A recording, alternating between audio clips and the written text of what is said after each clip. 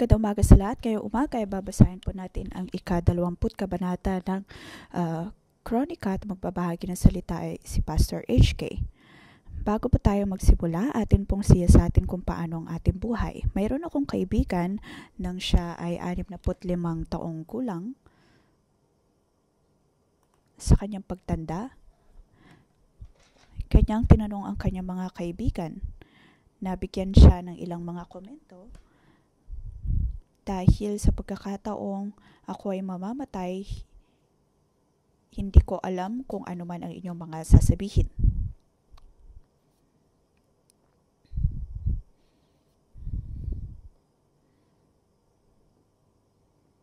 Para sa kanya, kahit na gaano pa kaganda ang kanilang mga sasabihin kung siya ay namayapa na hindi na niya ito maririnig.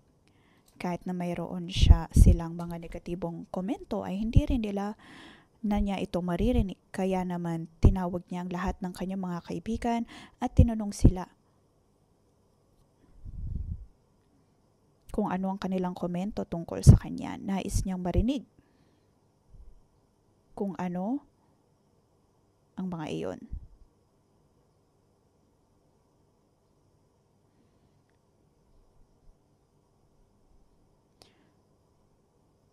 Sa pagkakataong ito, mahalaga na tayo man din ay magkaroon ng ganitong pagsisiyasat sa ating buhay kung ano nga bang uri tayo ng tao o kaya paano tayo tinitingnan ng Diyos.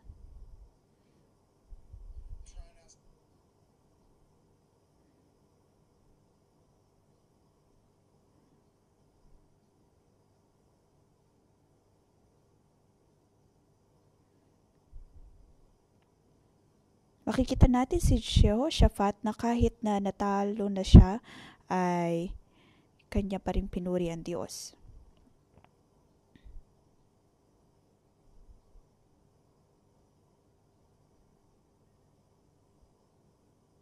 Ang kaligayahan ay hindi lamang panandalian, bagkus ay uri ng kaligayahan kung saan siya ay makapagbibigay ng pasasalamat sa Diyos. Aking pinamagatan ang kabanatang ito, pagpupuri sa Diyos at ang paghatol ng Diyos. Unang bahagi mula verse 1 hanggang verse 12.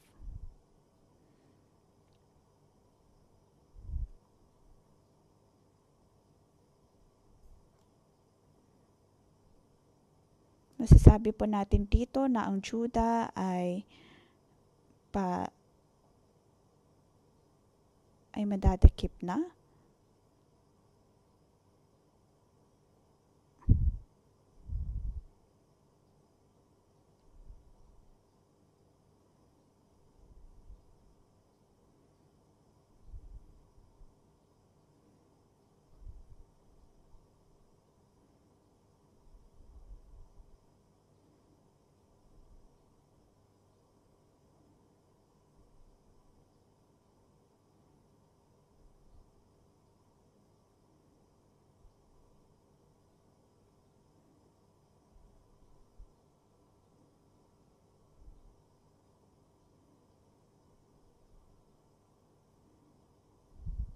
Dito akala ni Ahaz ay napakatalino niya dahil sa pagpunta ni Jehoshaphat.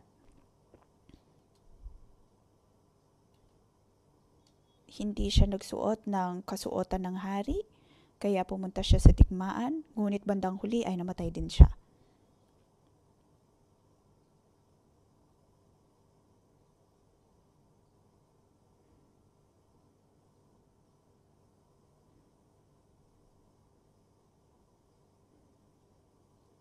Tensyonado ang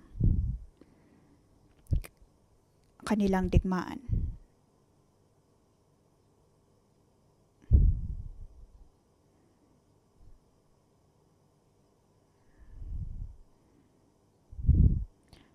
Si Ahaz ay nagsuot lamang ng kasuotan ng simpleng kasuotan katulad ng ibang mga kawal, ngunit siya ay namatay din.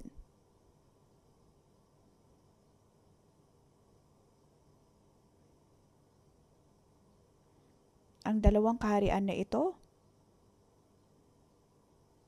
ay nagbalikatan upang kalabanin ang ibang kaharian.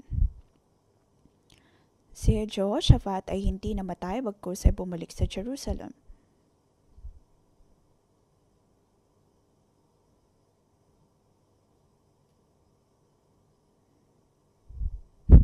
Ngunit bago yon ay nasalubong niya si Yehu.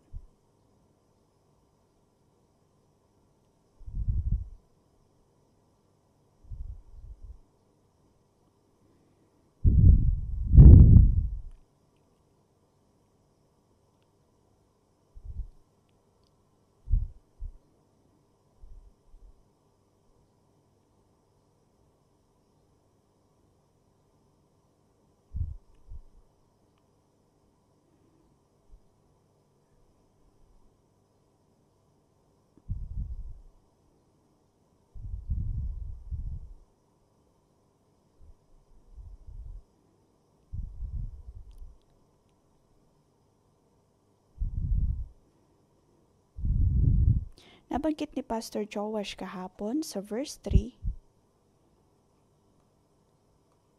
kung saan sinabi ng Diyos, sabi niya sa verse 3, gayon may hindi ka naman lubos na masama sapagkat inalis mo sa lupain ang mga rebulto ng Diyos ang si Asherah at sinikap mo rin sumunod sa Diyos.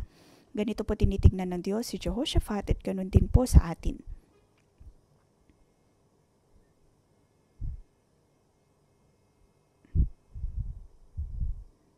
Hindi niya tayo tinitignan na parang two-dimensional lamang.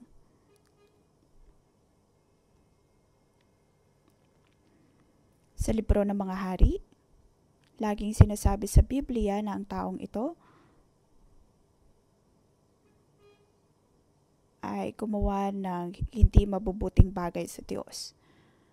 At ang ilang mga hari sa Biblia naman ay sinabihan na gumagawa ng mabuti sa harap ng Diyos.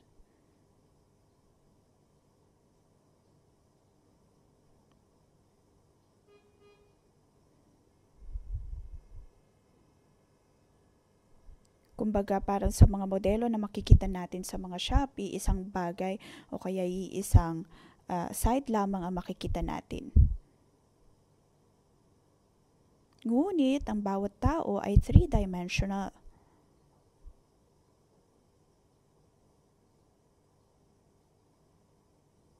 Maraming mga aspeto ng ating buhay at ang nais makita ng Diyos ay ang kabuuan natin.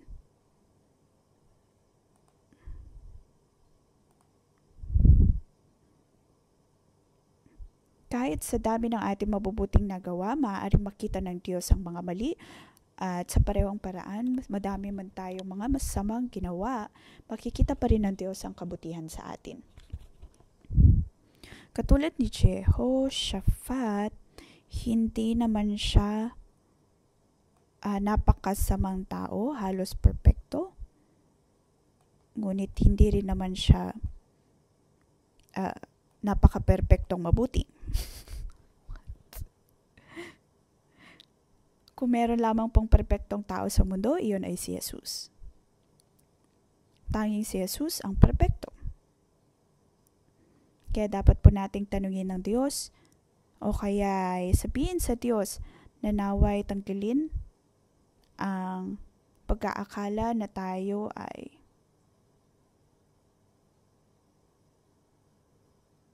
pag-aakala natin na tayo ay mabuti.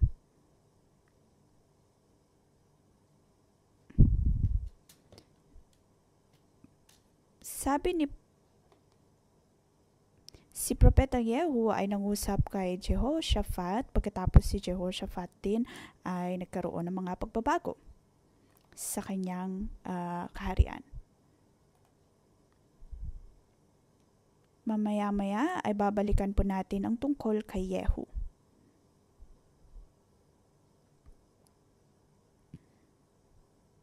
Si Yehu para kay Jehoshaphat ay kung paanong si Nathan, propetang Nathan ay kay David. sa nakaraang mga kabanata. Tungkol po yun kay Judah at Israel, sila ay gumawa ng alyansa.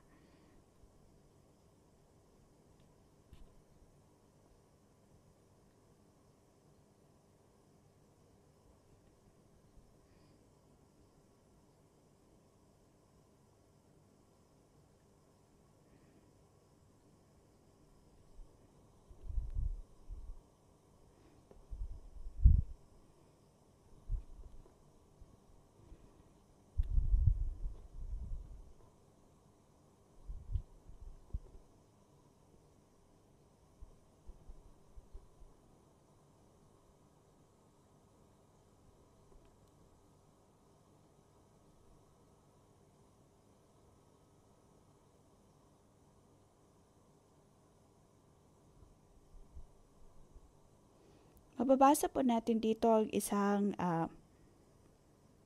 tikmaan. Makikita po natin kung paano ang US at China ay mayroon ding hidwaan.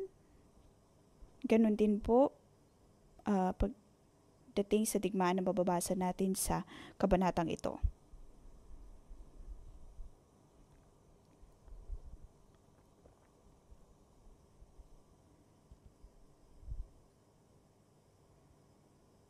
Nang ang balitang ito ay umabot kay Jehoshaphat, siya ay napuno ng takot. Takot ang unang kasagutan niya o kaya naging tugon niya. Pagkatapos, siya ay dumulog sa Diyos. Siya ay naalarma, pagkatapos ay lumapit sa Diyos.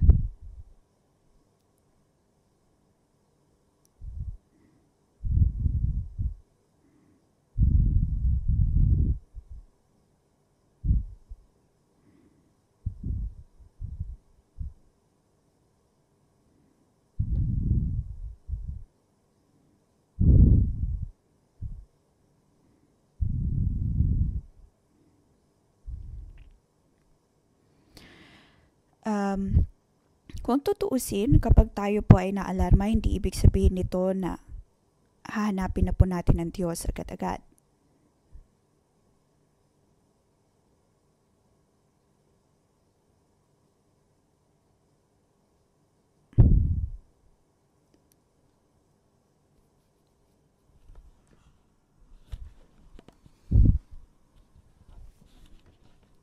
Sa mga panahon po na iyon, kung ang mga tao ay nababalot ng takot, ang mga pari ay magugusap at sasabihin ang salita ng Diyos. Ang digmaan ay isang daan upang masiyasat ang puso ng mga tao.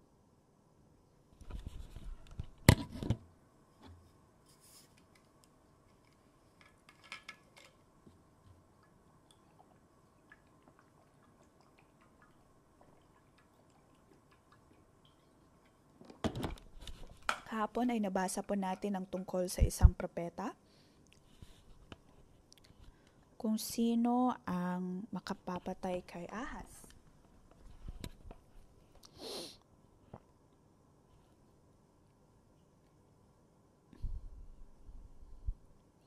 Huwag po nating isipin na nakikita na natin ang lahat sa mundong ito. Kung tutuusin, ay hindi po lahat ay alam natin. Dito sa kabanatang ito, makikita natin ang nangyari kay Jehoshaphat. Ating siyasatin ang ating pong mga buhay kung tayo man din ay ganitong uri ng tao na umaasa sa ating sarili.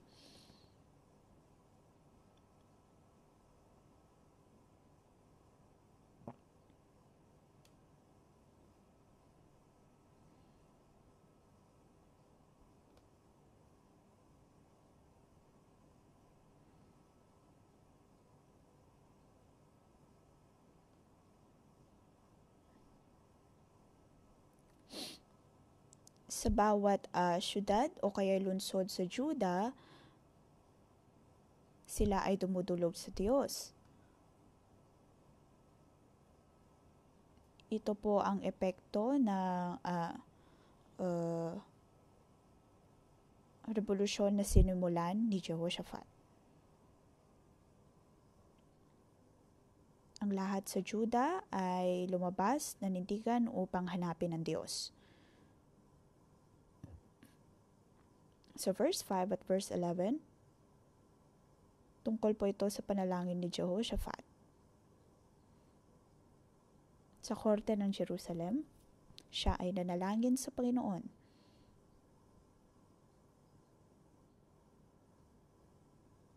Verse 6 hanggang 7, ito po ang kanyang panalangin. Kanyang sinabi, O Yahweh, Diyos ng aming mga ninuno at ng buong kalangitan, kayo po ang namamahal sa lahat ng bansa at ikaw ang may lubos ng pangyarihan. O Diyos namin, ikaw ang nagpalayas sa mga taga rito upang ibigay ang lupang ito sa bayan mong Israel magpakailanman. Ginawa ninyo iyon ayon sa inyong pangako kay Abraham na inyong kaibigan. Makikita natin ang kanyang panalangin ay talagang nakaayon sa Diyos. Ngunit ang kanyang panalangin ay napakaraming mga pagtatanong.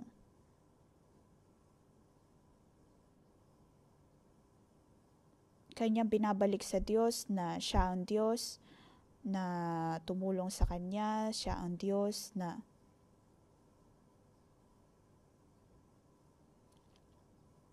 nagpalayas sa mga kalaban ng Israel, ng Juda.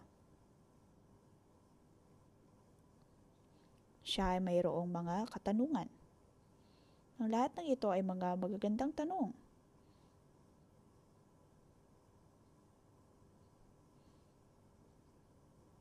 Lahat ng mga tanong na mayroon siya ay bumabalik sa kasaysayan ng Israel.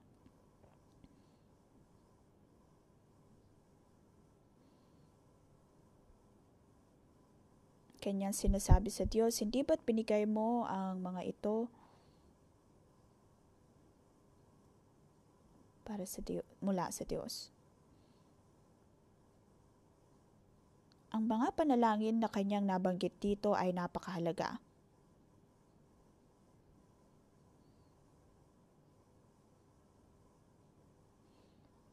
Hindi ba't ikaw ang Diyos na siyang naghahari sa kalangitan?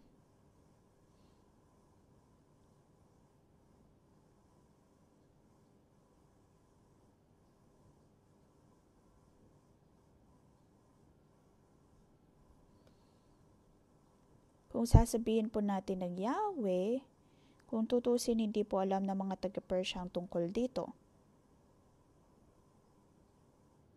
Makikita po natin yon sa libro ng Ezra, Nehemiah, maging Daniel.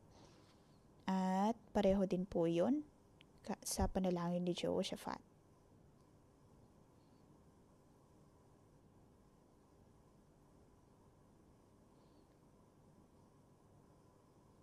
Ang kanilang mga pinangahawakan ay kung ano man ang sinasabi ni Jehoshaphat.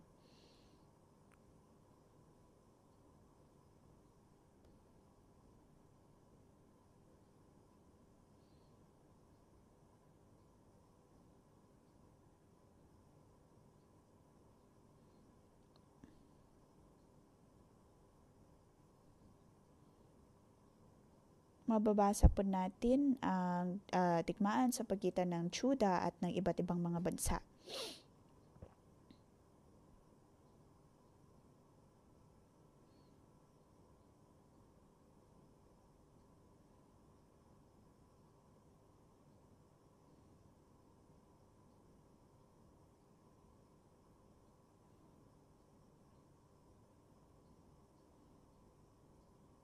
Ngayon basahin po natin ang 2 talata.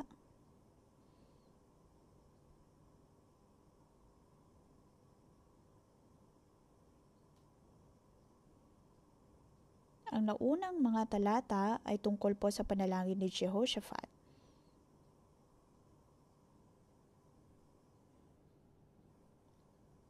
Ikalawang talata ay tungkol sa mga propesiya ng propeta.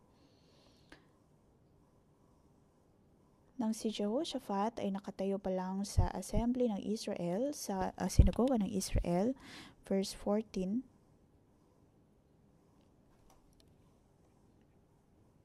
ang espiritu ni Yahweh ay lumukob kay Jahaziel na anak ni Zacarias, apo siya ni Benaias na anak ni Jael, na apo naman ni Matanayas, isa sa mga Levitang anak ni Asaph.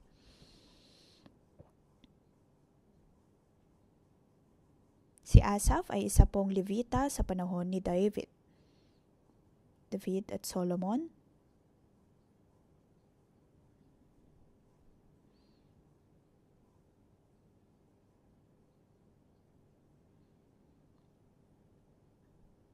Ngayon makikita natin ang tungkol kay Jehoshaphat.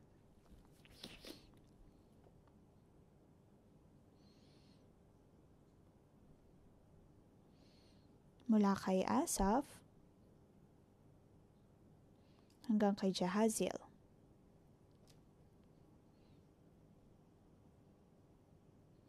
Makikita po natin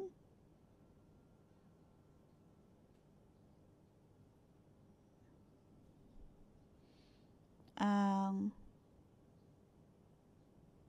lipi ng mga hari at kinamit ng Panginoon ng mga Levita upang mangusap sa hari.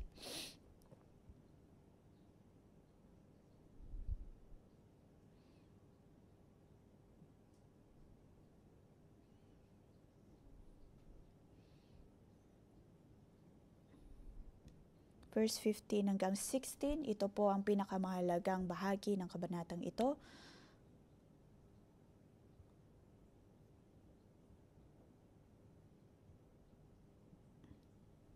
Ang Espiritu ng Diyos, sinabi niya, makinig kayo, Haring Jehoshaphat at kayo mga taga-Juda at Jerusalem, ganito ang sinasabi sa inyo ni Yahweh, huwag kayong matakot na masiraan ng loob dahil sa maraming kaaway, ang Diyos ang magkikipaglaban at hindi kayo.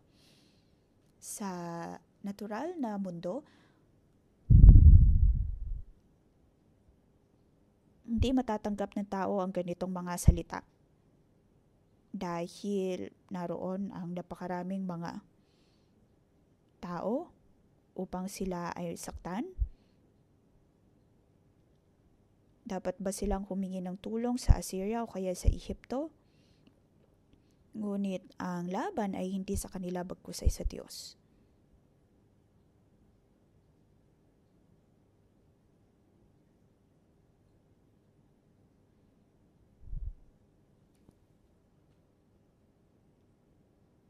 Madalas kung alam mo kung gaano ka dami o kaya kung gaano katakot-takot ang iyong mga haharapin, hindi mo na gugustuhin pang lumaban.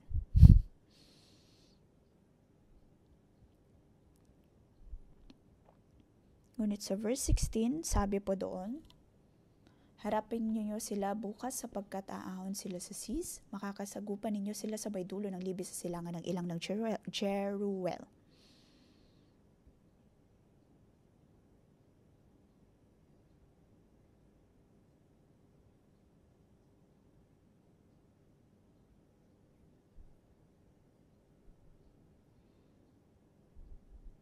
Kung sila ay aakyat sa mga bundok, iyon ay kanilang makikita, iyon ay kanilang malalaman.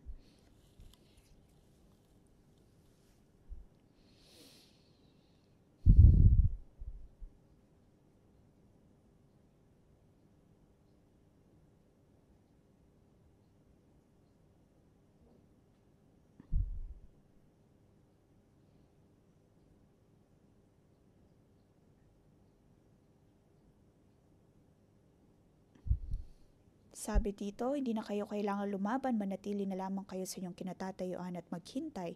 Makikita ninyo ang pagtatagumpay ni Yahweh para sa inyo, kaya hindi kayo dapat matakot ni masiraan ng loob. Harapin ninyo sila bukas sapagkat si Yahweh ang kasama ninyo. Hindi nila kailangang lumaban, bagkus ay manindigan lamang sa kanilang posisyon.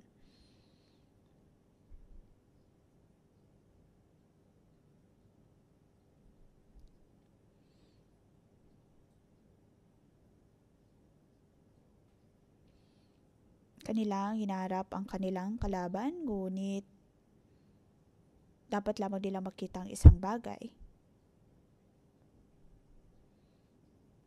Dapat nila makita ang pagliligtas na nagmumula sa Diyos.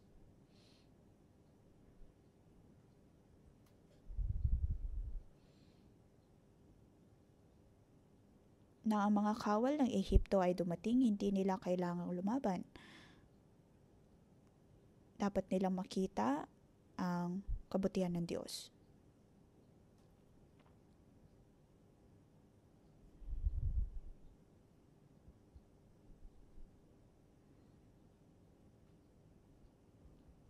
Dapat po tayo manindigan, huwag matakot.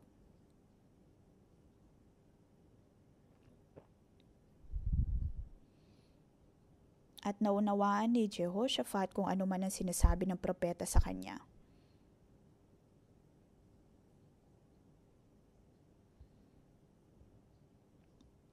Pinuri ng mga Levita ang Diyos.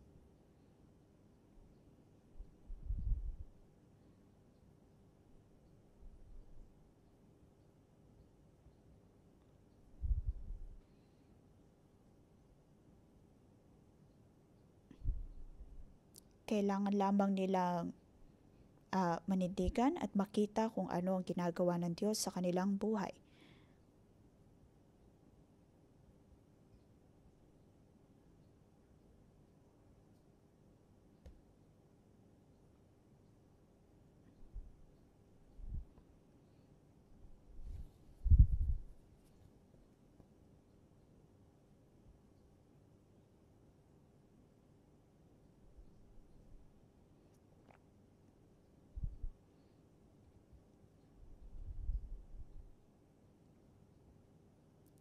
Verse 20, kinabukasan maaga silang lumabas patungo sa ilang ng Tekoa, ngunit bago sila umalis, sinabi sa kanila ni Jehoshaphat, makinig kayo mga taga-Juda at Jerusalem, magtiwala kayo sa Diyos ninyong si Yahweh at magiging matatag kayo. Maniwala kayo sa kanyang mga propeta at magtatagumpay kayo.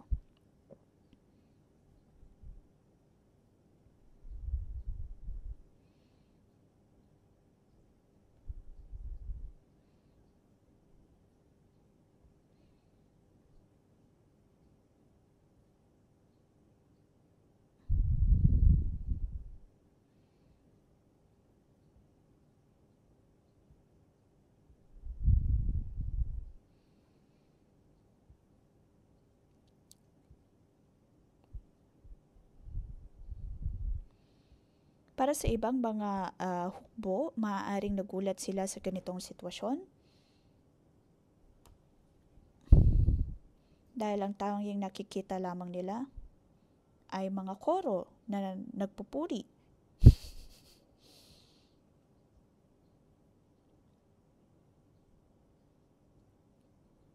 Hinayaan ng Diyos sa mga Israelita na manatili doon. Ang kanilang mga sinasabi ay napakasimple. Verse 21, purihin si Yahweh, pag-ibig niya ay tunay, laging tapat kailanman.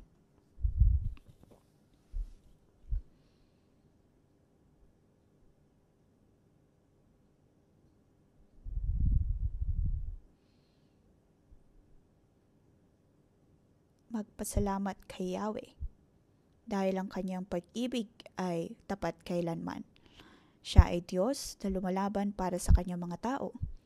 Sa pag-unawa po natin nito,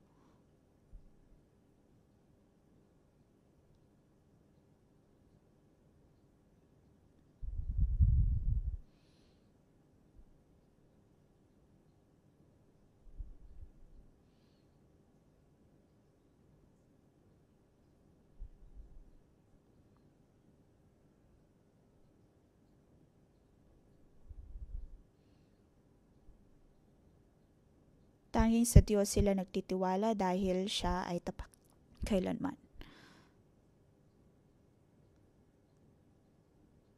Verse 22, nang marinig ng mga kaaway ang witan, ginulo sila ni Yahweh dahil dito sila ang nagkagulo. Ang sinalakay ng mga Amonita at Moabita ay ang kasama nilang taga-Edom at nilipol nila mga ito pagkatapos sila ang nagpatayan.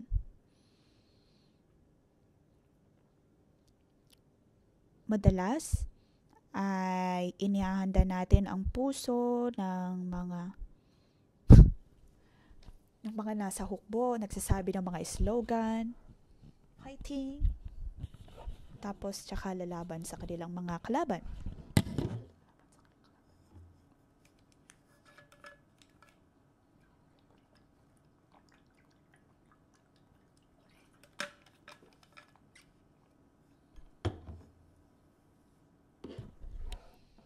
Pagkatapos ay magkakaroon lamang sila ng kaunting kibo at sila ay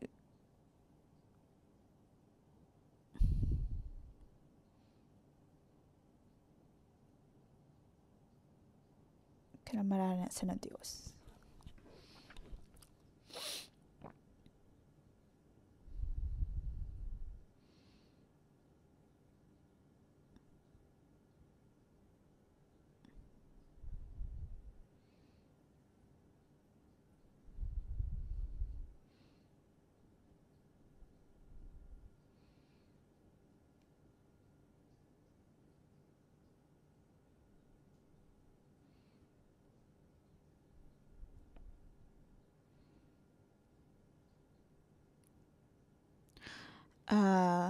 Katulad ng sa 611, nang ang 611 ay humarap ng pag-atake o kaya mga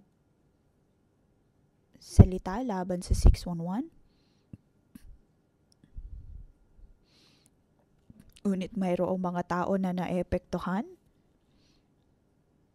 Kung tutuusin sa kanilang ng mga puso ay mayroon ng hidwaan o kaya mayroon ng kaguluhan. Ganito po ang puso ng tao. Dapat po nating makita ang Diyos.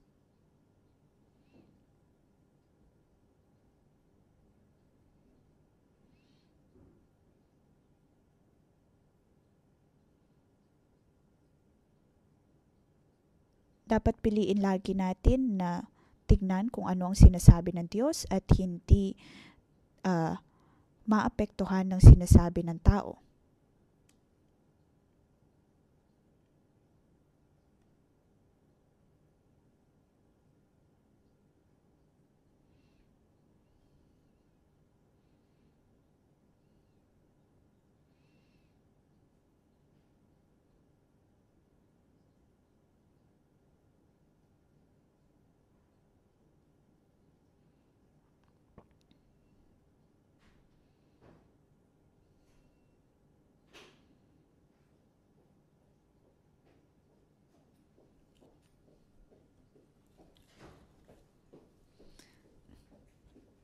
Pagkatapos sila ay nagtungo sa Beraka, ang ibig sabihin ay lugar.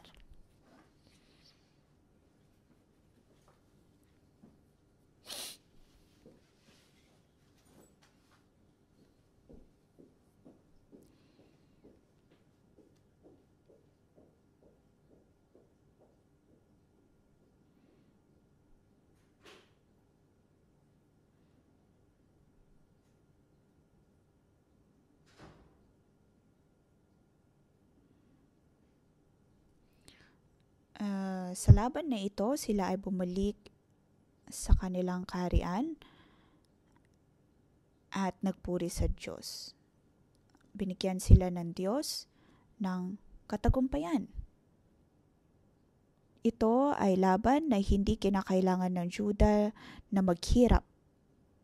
Kailangan lamang nilang manindigan sa kung anumang posisyon na ibinibigay ng Diyos sa kanila. Kaya naman dapat maging din po tayo, dapat lamang po nating sampalatayanan ng Diyos, magpuri sa Kanya, at tignan ang Kanyang pagkilos.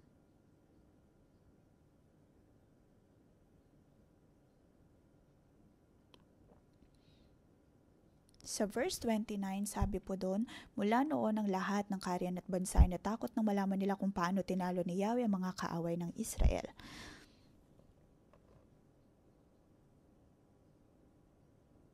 Ito ay pareho po ng ang mga Israelita ay lumabas mula sa Ehipto.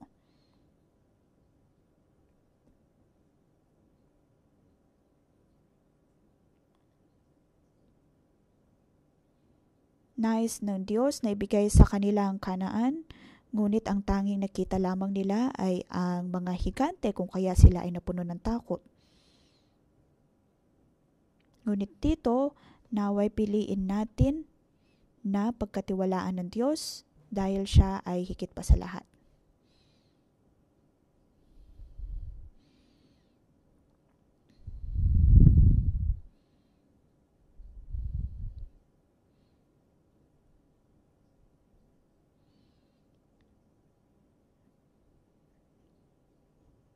Si Jehoshaphat ay naghari at namatay nang siya ay 60 taong gulang. Lumakad ayon sa nais ng Diyos. Iyon ang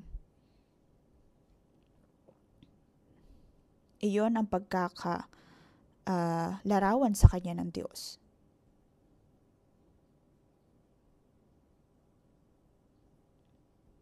Ngunit makikita po natin sa bandang huli,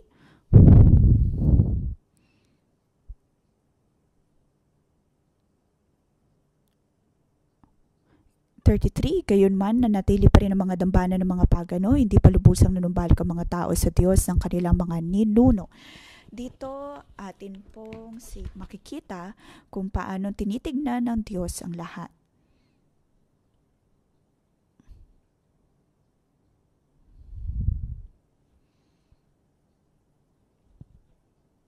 Ang iba pang mga nabanggit tungkol sa paghahari ni Jehoshaphat ay naisulat.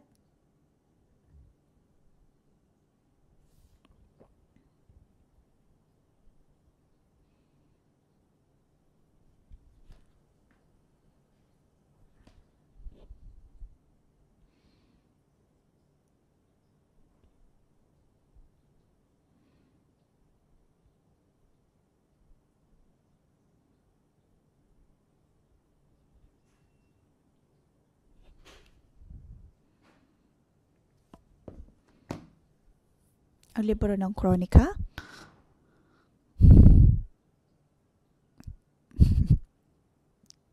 Kinuha ang mga istorya mula sa kaysayay sa librong nabanggit sa verse 34, kasaysayan ni Jehu na anak ni Hanani, na bahagi ng aklat ng kasaysayan ng mga hari ng Israel. Dito makikita po natin na ang Diyos ay ang Diyos na siyang lumalaban para po sa atin.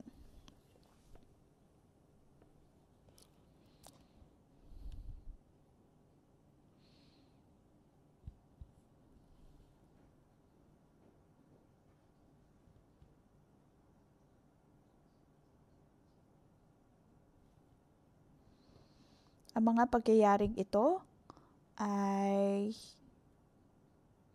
hindi na isulat sa libro ng mga hari.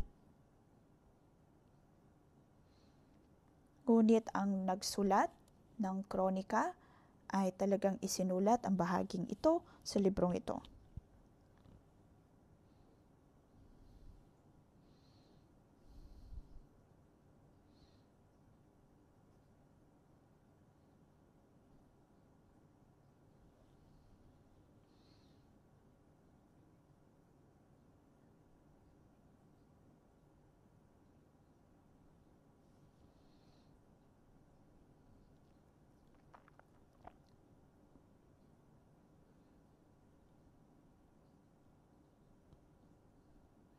Na ang mga tao sa Israel ay nanumbalik.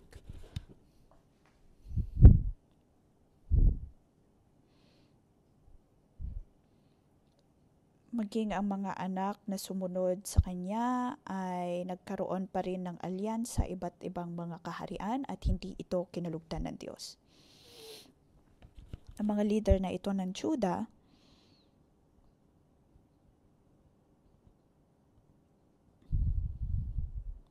ay nagkaroon pa rin ng alyansa sa Samaria. Kaya naman para sa mga manunulat, sa kanilang henerasyon, nang makita nila ang mga hindi makadiyos na mga alyansang ito, naway tulungan po tayo ng Diyos, lalo na sa pagbabasa at siyasatin ng ating mga puso. Mayroon po bang bahagi ng ating buhay kung saan tayo ay nakipag-alyansa sa mundo?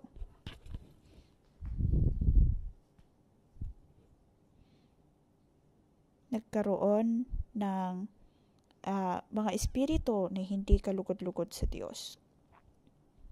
Naway tulungan po tayo ng Diyos. Dahil ang ating pong buhay ay nasa kamay ng Diyos. Kung hindi po tayo maniniwala sa Kanya, at kung di natin paniniwalaan na siya ang lalaban para sa atin, dahil siya ang Diyos na siyang patuloy na tumutulong sa atin, atin pong purihin ng Diyos. Tayo po ay tumayo at purihin ng Diyos.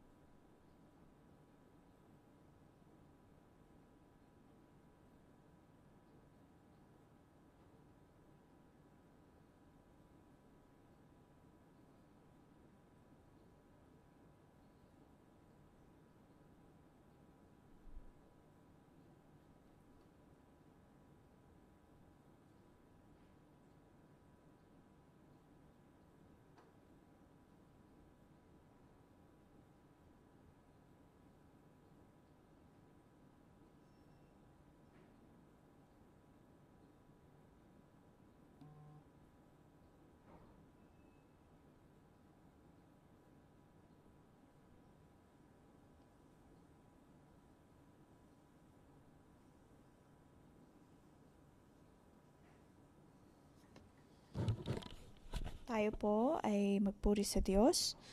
Panginoon, ngayong umaga, sinasabi mo sa amin, nang si Jehoshaphat ay humarap ng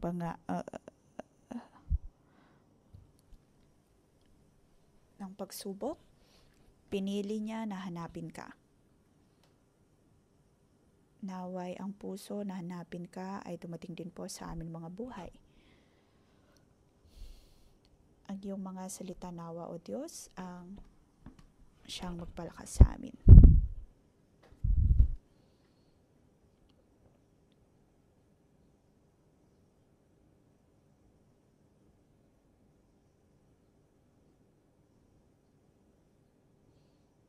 Diyos amang nasa langit, maraming salamat dahil ikaw ang Diyos na siyang nagmamahal sa amin kahit anumang sitwasyon na aming hinaharap. Kung kami, O Diyos, kung pipiliin namin na hanapin ka, patuloy mo kaming sasamahan, ang iyong habag at biyaya ang patuloy na sumasama sa amin. Maraming salamat, O Diyos, dahil ikaw ang Diyos na siyang lumalaban para sa amin. Kung ikaw ay aming kasama, kami ay magkakaroon ng katagumpayan. Mga kapatid, tayo po ay tumulong sa Diyos. Sinasabi sa Biblia,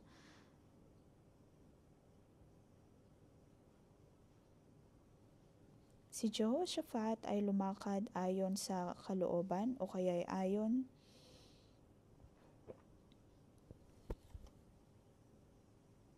sabi po dito, tumulong si Jehoshaphat upang matanggal ang mga Diyos-Diyosan sa kanyang kaharian, ngunit mayroon pa ring mga tao na natiling magsamba sa mga Diyos-Diyosan. Sa atin pong mga buhay na madaming nakikita ang Diyos sa atin, nakikita niya ang bawat nating gawa, ngunit maaaring sa ating pagsunod sa Diyos, maaaring mayroon pa rin mga bagay na nagiging dahilan kung bakit hindi po tayo nakakasunod ng tama. Magkaroon po tayo ng interaksyon sa Diyos. Panginoon, paano mo ko nakikita?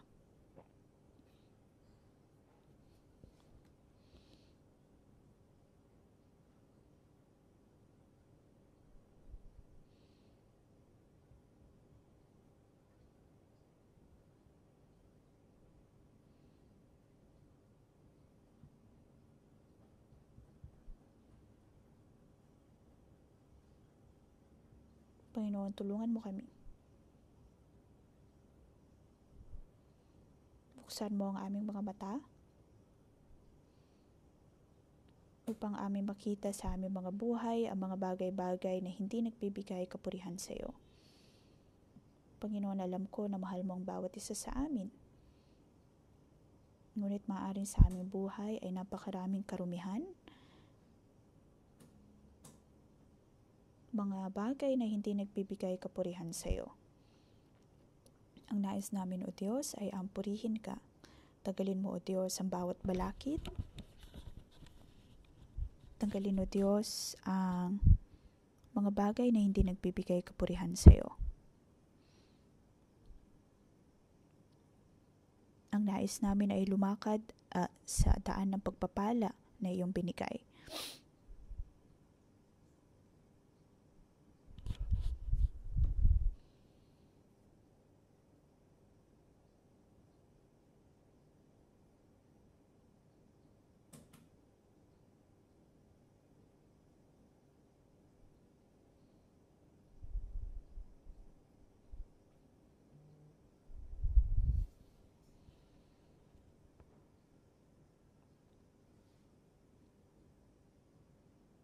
Maaari po nating ibahagi kung paano tayo tinitignan ng Diyos. Maaari din nating ibahagi kung ano man ang mga bagay marahil na nagiging balakid sa ating pagsunod sa Diyos.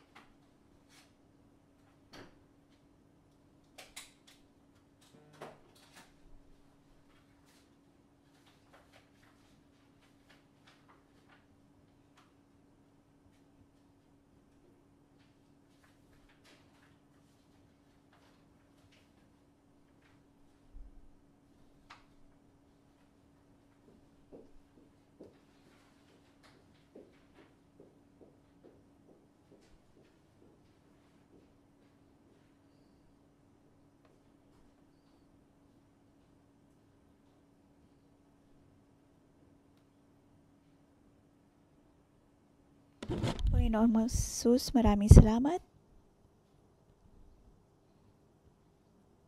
Tinulungan mo kami, O Diyos, na harapin ang bawat tikman sa amin pong mga buhay. Nakita mo ang bawat naming kahinaan, ngunit patuloy mo kami tinatanggap. Patuloy mo sinasabi sa amin, O Diyos, na maging matatag.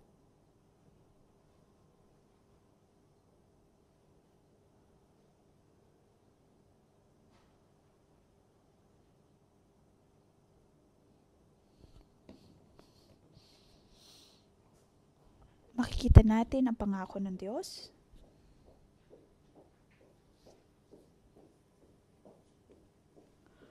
Narinig ng Diyos ang panalangin ni Jehoshaphat.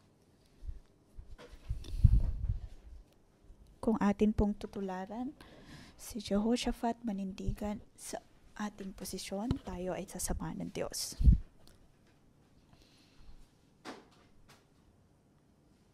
Kamakailan lamang ang kalusugan ng ating pong mga coworkers ay marami pong problema. At kahit ang ilang mga kapatiran ay humaharap din ng mga paghihirap. Ngunit kung pipiliin natin na hanapin ng Diyos at maging matatag, pupurihin siya, tayo ay kanyang tutulungan. Kung siya ay ating pupurihin sa kabila ng ating mga pagsubok, tayo ay kanyang pagpapalain. Alam natin na papagalingan tayo ng Diyos. Aming iniimbitahan ang shofar team na tumayo sa harapan. At kasama ang bawat kapatiran, maaari po kayong lumabas sa inyong pagdinig ng shofar. Kayo ay magpasalamat sa Diyos. Maaaring magpasalamat sa Kanya kahit sa mga pagsubok na mayroon tayo.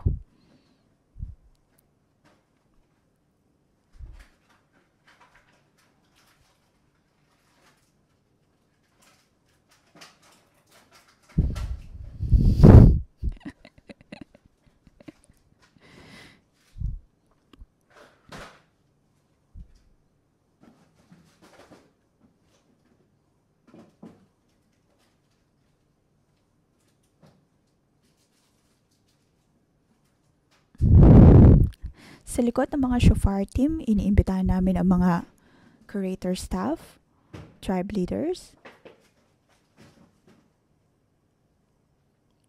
at lahat ng mga coworker.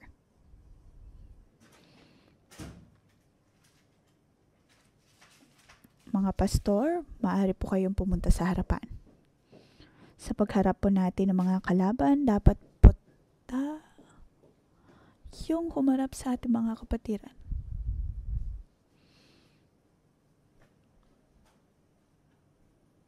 Sa likod naman ay ang mga iba pang mga kapatiran.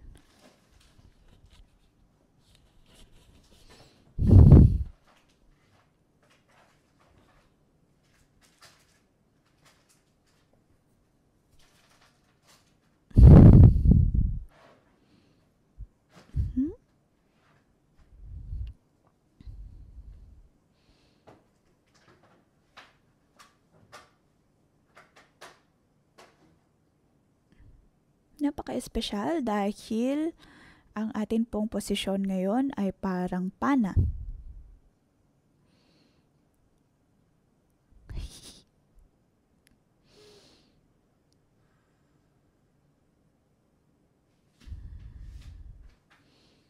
Tunay na napakabuti at kamangha-mangha ang Diyos dahil mula sa anggulong ito para po tayong humuhulma ng pana at pana.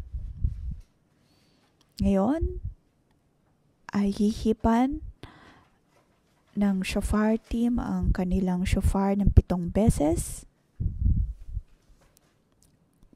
Maya-maya ay maaari po nating ipanalangin ang ating simbahan.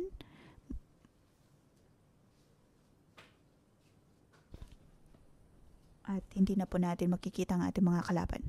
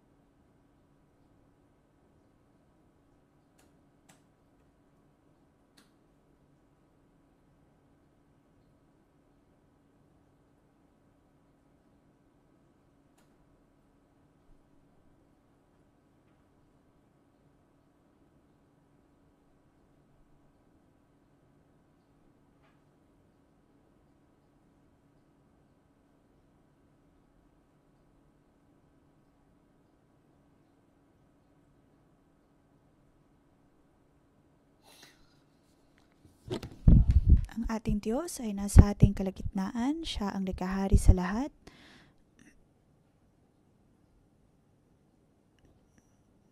Tayo po ay manalangin, ating ipinalangin ang ating simbahan para sa mga coworkers, sa ating pamilya, sa inyong sarili.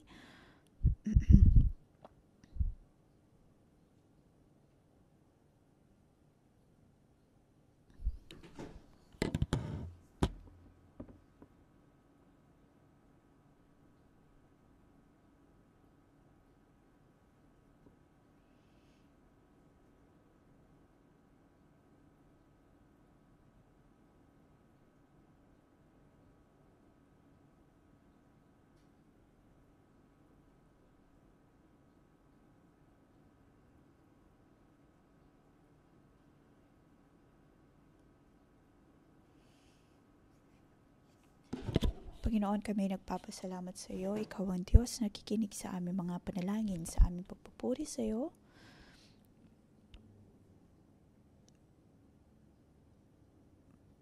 Bubuksan mo, Diyos, ang durungawan ng langit upang kami ay pagpalain. Sa aming pagsasama-sama, makikita namin, O Diyos, ang panang ito at sa aming paninindigan sa posisyon na ito, aming matatalo ang bawat kaaway. Panginoon, maraming salamat. Patuloy mo kaming pagpalain. Naway ang bawat naming panalangin ay magbigay kapurihan sa iyo. Mga bagay na aming kung saan kami nag-aalala. Bawat araw ay alam namin, O Diyos, na kami ay iyong pagtatagumpayin. Pagpalain mo, Diyos, ang bawat isa. Salamat, O Diyos, sa bawat tagumpay. Pakinggan ang aming panalangin sa ngalan ni Jesus. Amen. Dito po nagtatapos ang ating pangmagang debosyon. Magandang umaga.